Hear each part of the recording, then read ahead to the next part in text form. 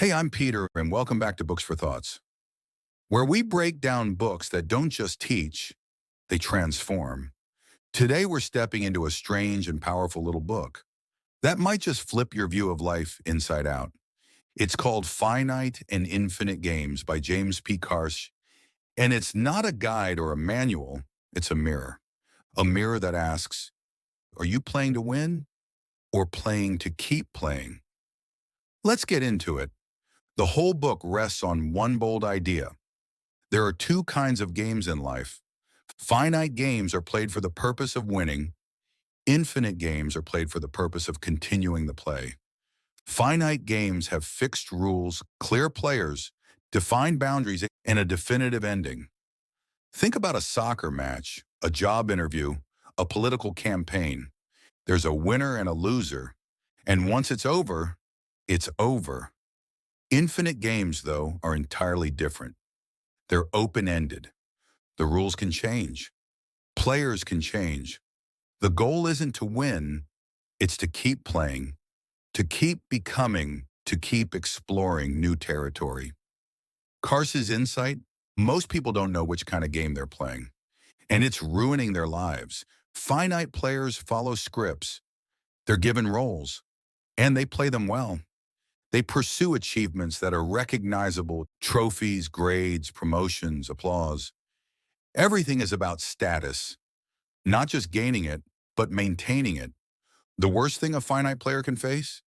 Losing status. Being seen as less than, being discredited, dismissed, forgotten. That's why so many people feel trapped, because finite games are spectator-driven. Your value comes from external validation, from someone else saying, you did it, you won. But finite wins are fragile. The applause fades. The title loses its shine. And you're left wondering, what now?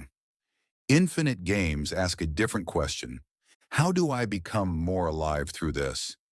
Infinite players aren't trying to win. They're trying to grow, to connect, to express something deeper than success. They're driven by curiosity, not conquest. They see life as improvisation, not performance. If a finite player asks, how do I get ahead? An infinite player asks, how do I go deeper? They change the rules, reinvent themselves, and most importantly, they keep playing, even when they fail, especially when they fail. Because for the infinite player, failure isn't the end, it's the beginning of something new. Here's where the book hits hardest. We get hurt when we play a finite game, but think it's infinite, or when we treat an infinite game as if it were something to be won. Take relationships. If you treat love like a competition, you'll destroy the connection. Or creativity. If art becomes all about followers, sales, or fame, you lose the freedom that gave it life, even life itself.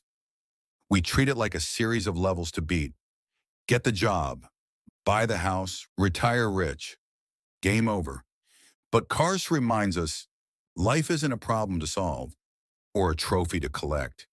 It's a space to explore, a journey to stay awake in. When we confuse the game, we lose the joy. Carse introduces a sharp distinction here. Finite players seek power. Infinite players cultivate strength. Power is positional. It's about having control over people, over outcomes, over perception. But strength is internal. It comes from openness, vulnerability, resilience. Power ends when the game ends, but strength endures because it's part of who you are. Infinite players aren't afraid to lose. They aren't obsessed with being seen. They play not for domination, but for transformation. And that makes them dangerous in the best possible way. One of Carse's most surprising insights is this: finite players are serious, infinite players play. Why? Because seriousness comes from fear. Fear of losing, fear of looking bad, fear of breaking the rules. But play comes from freedom, a lightness of being, a willingness to explore, to risk, to experiment. Infinite players don't fear change. They welcome it. They don't cling to identities. They let them evolve. They don't protect their past. They invest in their becoming. Play isn't childish. It's sacred. It's what keeps us alive inside the chaos. Finite games are about titles, doctor, CEO, author, millionaire. These are labels. Useful, maybe, but ultimately limiting. Titles are about being recognized. Vision is about creating something bigger than you. An infinite player doesn't ask, how do I get credit? They ask, what can I contribute that might last beyond me? They build legacies and not resumes. They see every project, every conversation as a chance to open space, not close a deal. The most important message of the book is this. You get to choose which game you're playing. Every day, every interaction, every goal. You can live for appearances or for meaning, for applause or for growth, for winning or for continuing the play. Carse's writing is poetic, almost mystical, but his point is very practical. To live fully, you must live infinitely. You must care less about winning and more about participating, becoming, and creating something worth continuing. So, what does finite and infinite games leave us with? A quiet revolution. It tells us we don't have to live by default. We don't have to chase status, titles, or outcomes just because the world told us to.